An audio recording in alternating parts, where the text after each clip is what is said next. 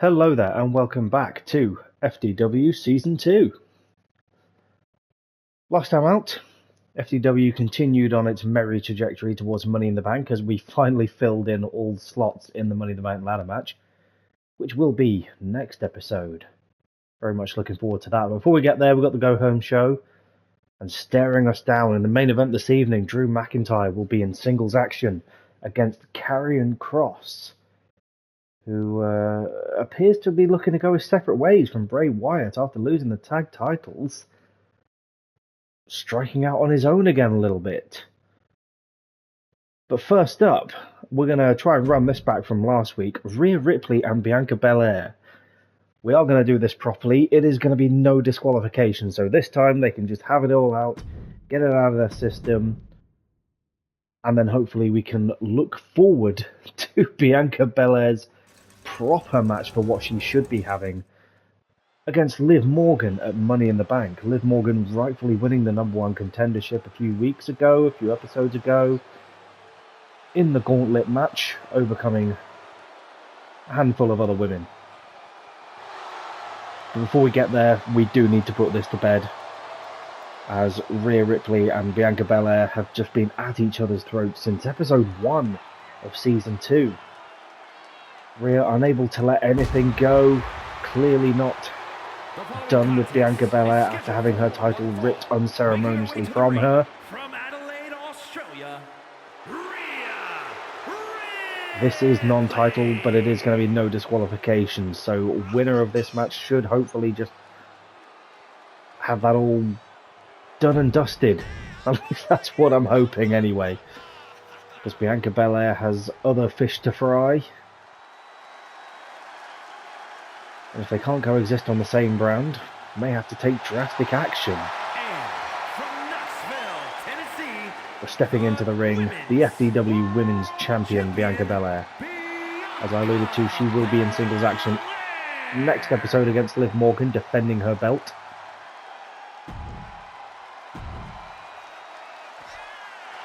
But before we get there, this needs to be sorted, because I can't have these two continue to tear each other limb from limb. Well, I've got a whole roster of women just seeking to make a name for themselves, and they can't at the minute, with Rhea Ripley brutalising the place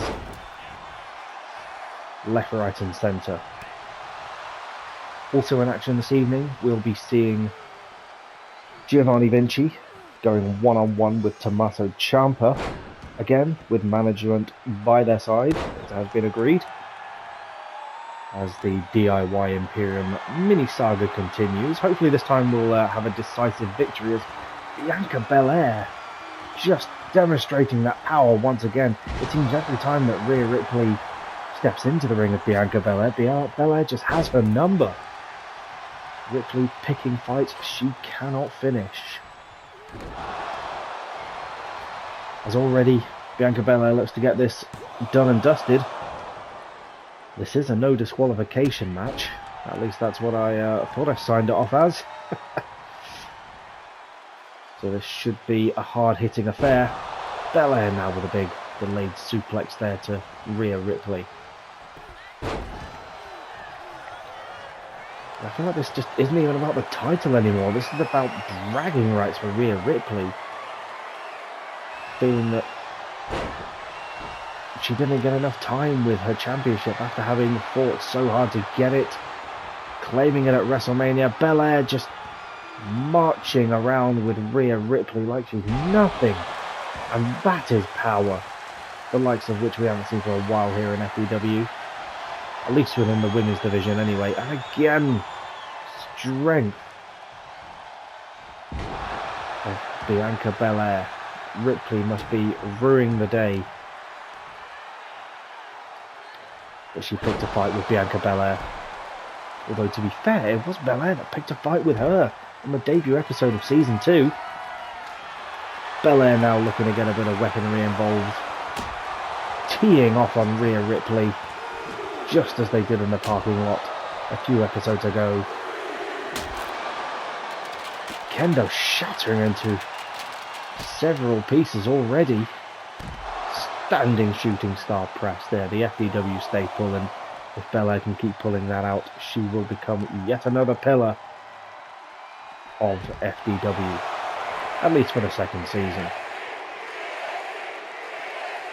The crowd chant on for the EST of FDW.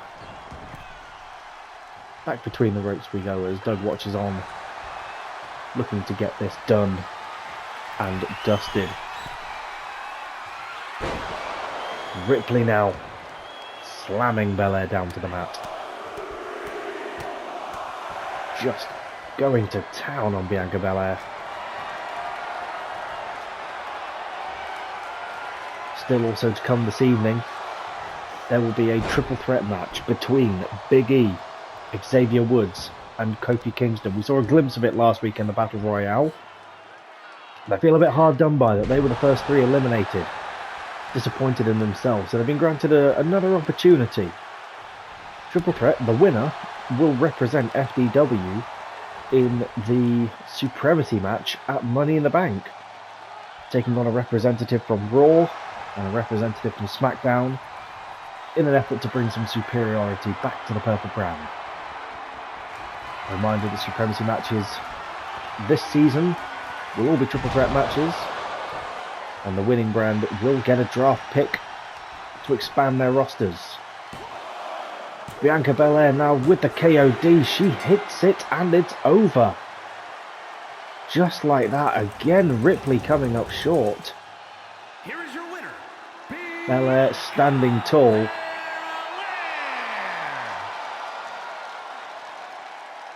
And she can now focus on what she needs to do for Money in the Bank, which is defend her championship against Liv Morgan.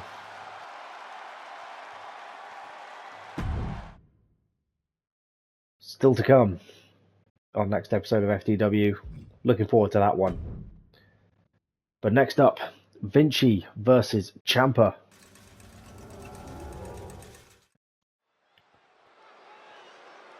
This should be a good one.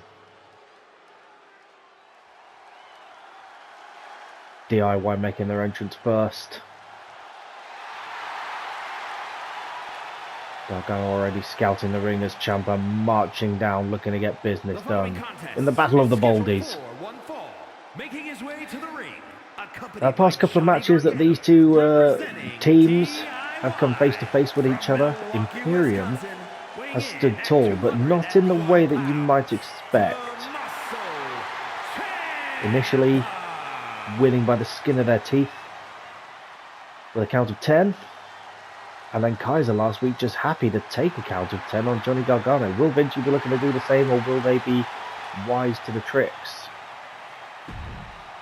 It will be interesting enough to see.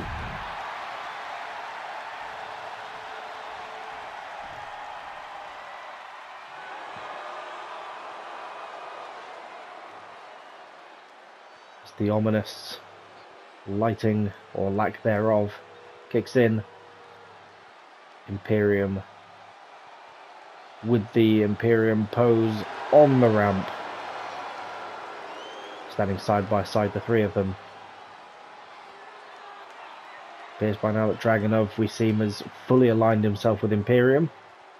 And his opponent, representing Imperium, only seen him in a managerial role so far. Italy, weighing in at 220 pounds. He interjected himself in the match a little bit last week,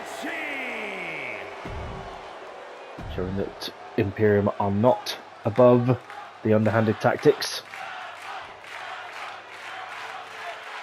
of using them to gain advantage in the match and indeed win the match. But will this week be any different, or will it be more of the same? One fall to a finish, countouts in full effect, as Vinci just tees off on Tommaso Ciampa. You've got to think there's some bad blood there, as Vinci was very much the focal point of DIY's offense in the first tag match that these two teams came face to face with each other.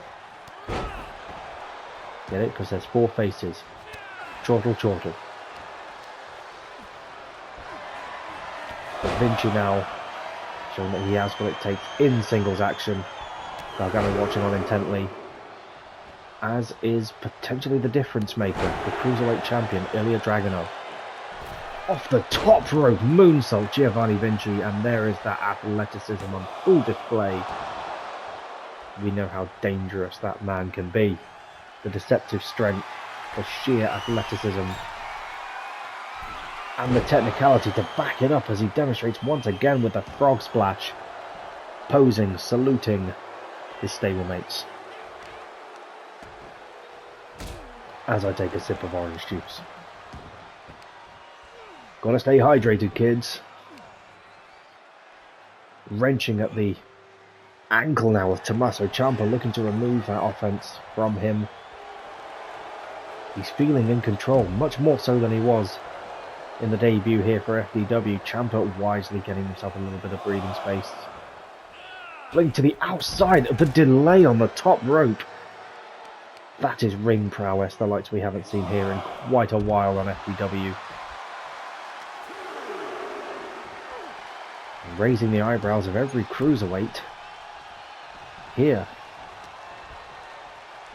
Lucky for Dragunov, they're on the same team. As Tommaso Ciampa hits that big driver into the mat.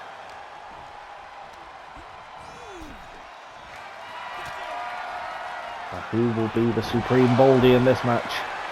As Ciampa just a delayed DDT off the second rope. Camera can't get a fix. 2 count now. And they're at least looking to get this done in the ropes. At least Ciampa is. As he taunts Ludwig Kaiser and Ilya Dragunov. Ciampa just teeing off now on Giovanni Vinci with a quick suplex there. Apologies if you can hear explosions in the background. We are in the middle of Guy Fawkes season. As Tommaso Ciampa tees off now on Giovanni Vinci, but Vinci lame possum just rolling through. Jimmy with a slow count there. Perhaps not wanting to give Imperium any more leeway or any more leg ups than they need.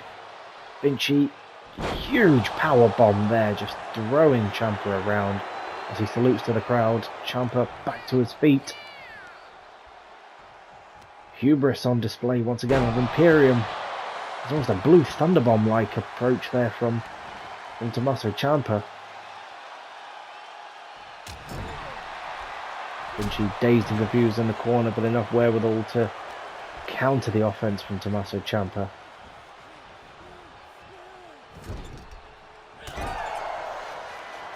The Ric Flair chops from Vinci to Tommaso Ciampa as he takes it to the top rope.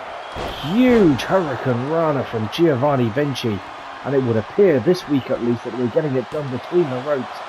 Only a 1 count though for Tommaso Ciampa. Off the top rope moonsault once again from Vinci, and he is really making a name for himself here for FDW. Ciampa very much aware that his team can't afford really another loss. At least an unclean one, like it was for the first 2 occasions. But Vinci off the top rope, dragging down DDT to the mat. That is brutal. Still a 1 count. What is Vinci going to have to do to put Tommaso Ciampa down? Taunting him now to get back in the ring and bring the fight. Again off the top rope, Giovanni Vinci lighting up the crowd here this evening. Ciampa reverses Vinci's offense on the outside, and he looks to drop a big lumbar check powerbomb to the outside.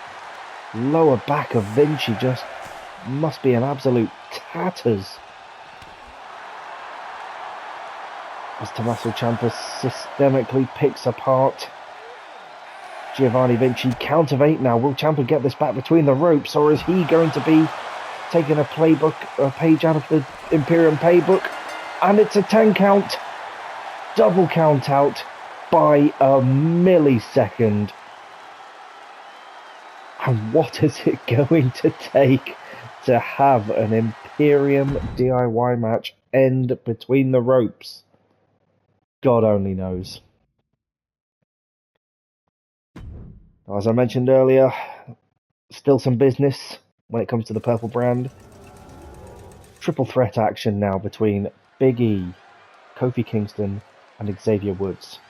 Now this should be interesting. All three of these men know each other so well.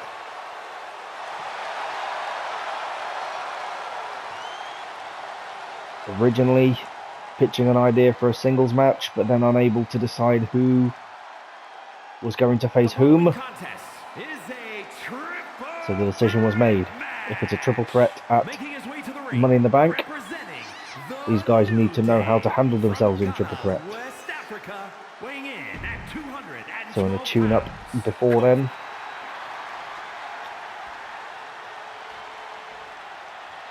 they'll all go toe-to-toe with the men they know best.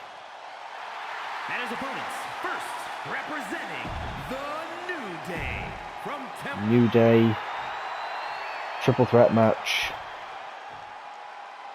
Just for the right to represent the purple brand. Each one of them looking to make a name for themselves. Big E come up short on several occasions, as have Kofi Kingston and Xavier Woods. Kofi more so than anyone, being dumped out the ring in that Battle Royale last week, and in the first minute, barely getting out the gates. This will be one fall to a finish. Triple threat action, so again, no disqualification, but will these men go that far on each other? A bit hesitant to start with, all of them not quite sure about the dynamic of this match. The history here, these guys knowing each other. Kofi brought down as Big E looks to live up to his name, flattening Xavier Woods. Kofi Kingston, the experience coming into play. DDT to Big E there from Kofi Kingston as Xavier Woods looks to take control. Almost a Falcon's arrow there to Kofi Kingston. There's now Big E just teeing off on Kofi Kingston. Hook to the leg, looking to get it done. Surely Big E wouldn't think it would be that easy. What do you think? Xavier Woods is going to let him win? It's Kofi now. Quick shot to the head of Big E. Woods dazed and confused on the outside as Kofi Kingston looks for a bit of weaponry, and he retrieves what appears to be a baseball bat, ladies and gentlemen. As Big E also looks for a bit of weaponry and finds a kendo stick and immediately goes for Woods. And then Kofi Kingston, Big E shattering it after 3 strikes, showing that he was not holding back at all. Woods now laying out cold on the outside. Big E throwing Kofi Kingston around. The pinfall needs to happen in the ring, as does the submission if it goes that way. Woods throwing E back into the ring as Kofi follows suit. He grabs a chair. What will be the fallout from this with the New Day as he just tees off on Big E? And perhaps that's how far Kofi's going to need to go. Especially on Big E, the powerhouse of the group. Woods now with a Shining Wizard off the second rope. Or Insiguri rather. Into a swinging net breaker. Kofi rolling out there of Woods' offense. Big E galvanizing himself on the outside.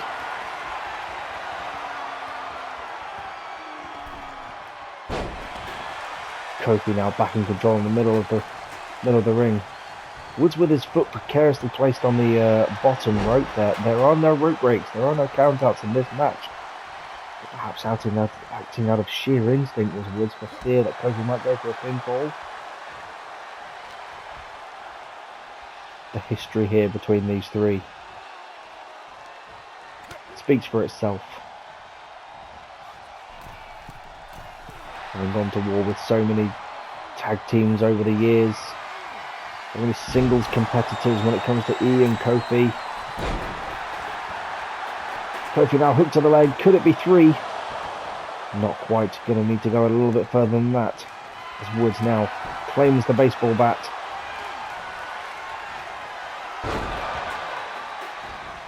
Big leg drop there from Kofi Kingston as he looks to drop. Boom drop there from Kofi Kingston onto Big E. As Woods seeks to capitalise, dragging Kingston away from the situation, but E immediately back to his feet. Just scoops, slamming Xavier Woods. Showing that a boom drop did nothing to him as he flings Kofi Kingston off the top rope. Woods and E now in the middle of the ring. Huge DDT there from Xavier Woods, former king of the ring, but could this be his ticket to Money in the Bank? Earlier 2 count as Kofi Kingston thought about Trouble in Paradise, and he just back connected with Big E on the way down. Woods missing with the DDT off the second rope there. There's the Trouble in Paradise from Kofi Kingston. And is that Xavier Woods dazed and confused off the second rope? Big kicks now as Big E looks to sink it in and get the 3. Needs to get himself a bit of space. Needs to clear himself away. He's looking to get the win here. Again, the winner of this match will go on to represent the entire brand of FDW at the pay-per-view. We have no idea who Raw and Smackdown will be sending as the representatives, as Woods just throwing that bat for 6 at Kofi's head, knocking him for 6 as well. Throwing Woods to the outside. He's going high risk. You're going to need to in a match like this. Over the top rope now. All men on the outside as they all dig deep. They all show each other what they're made of. Kofi Kingston psychs himself up. Big E having none of it. Looking to get him back between the ropes, but Woods circling around the outside. Referee Jimmy just not knowing what way to call it as Woods busting Kofi Kingston open. Big E grabbing Xavier Woods and Woods having none of it. Woods and Kingston back to grapple with each other. Kingston with the blood now pouring from his face, and these 3 are leaving it all in the ring.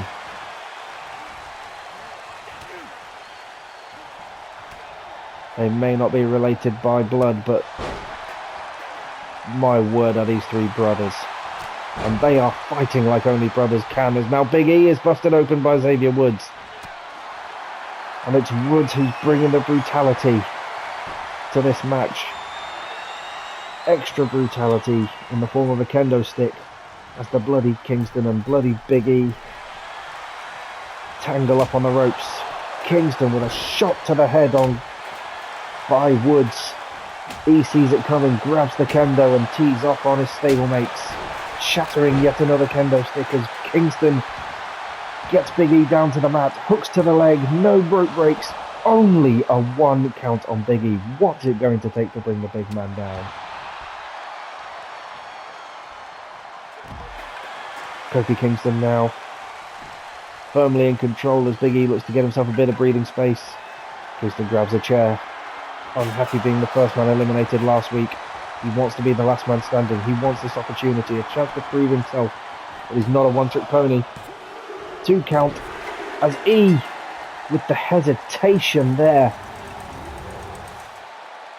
Was that perhaps a sign of weakness? Did he just want it to be over? With blood spilled, sweat pouring from his brow, and the tears potentially still to come, Kofi Kingston will be representing FDW in the Supremacy match at Money in the Bank. And that's a match I'm very much looking forward to.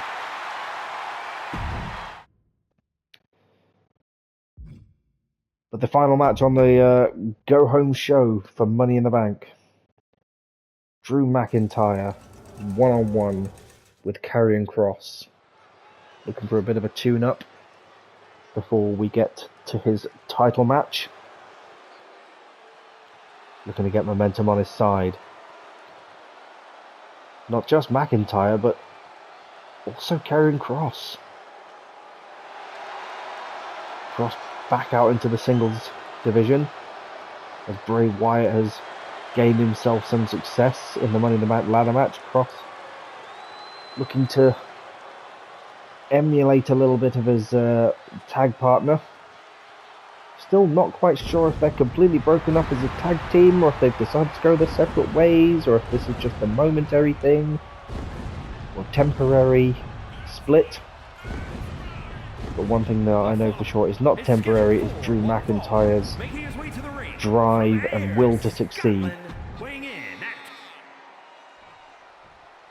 He kicked down Big E. He battered LA Knight. He's had his sights set firmly on Seth Rollins ever since. Will he steamroll Karrion Kross en route to his title match? Potential title victory? Let's find out. Doug calls for the bell. And Karrion Kross immediately putting the #1 contender on the back foot, and if you're Drew McIntyre, that's somewhere you do not want to be. Frustration from Kross setting in as he feels perhaps he should be in the conversation. Certainly in Season 1, Kross a mainstay. As he thought about a roundhouse kick, but he big swing and a miss from Karrion Kross.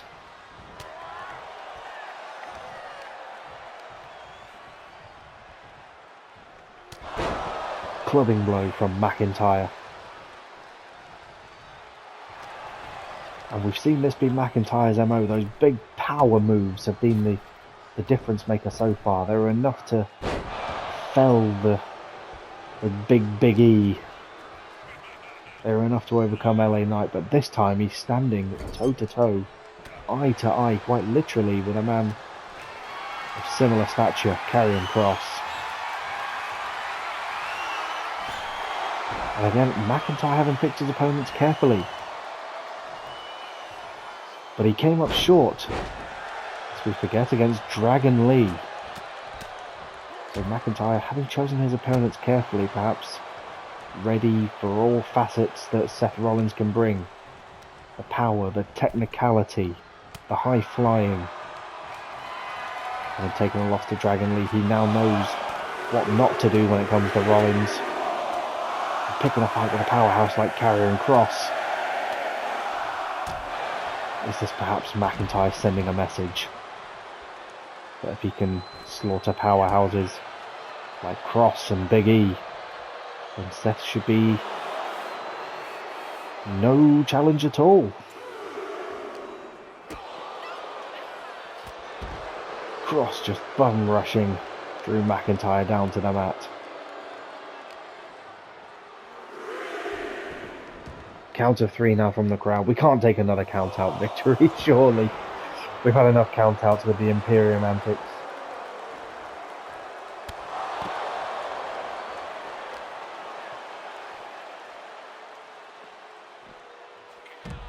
McIntyre throwing his weight around, and the weight of Karrion Kross very much so. Well, then next time out then, the Money in the Bank pay-per-view, we will be seeing a Friendonkey Wrestling Money in the Bank ladder match contested between CM Punk, Tyler Breeze, Ricochet, and the one and only Bray Wyatt.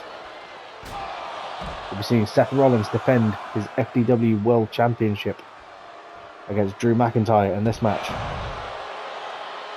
Here we can see him kicking off now. Count of 6 now from Doug, as this is turned into a brawl. Rushed again down to the floor from Kross. Count of 8. Is anyone paying attention to the count? Back between the ropes. We'll also at Money in the Bank be seeing Bianca Belair defending her Women's Championship against Liv Morgan in singles action. McIntyre. Big victory there. Momentum on his side. As looky here, who should come strolling down? McIntyre ambushed him last week, clobbered him with his own TV championship, but this time Seth comes out with the championship that matters in this feud, staring down Drew McIntyre, holding the championship aloft. This is the one you should be after, mate. Well, a successful go-home show, if I don't say so myself. Very much looking forward to Money in the Bank, to seeing who will claim the briefcase and have their sights set on either Drew McIntyre or Seth Rollins. We don't know yet. Will FDW be able to get a little bit of momentum on their side in the Supremacy Wars? God knows what's going to happen with Imperium and DIY. I think they're going to have to get drastic with this one. And Belair can finally put the brutality of Rhea Ripley to rest. So stay tuned to FDW. I very much look forward to next episode, and I hope you do too. See you soon. Bye.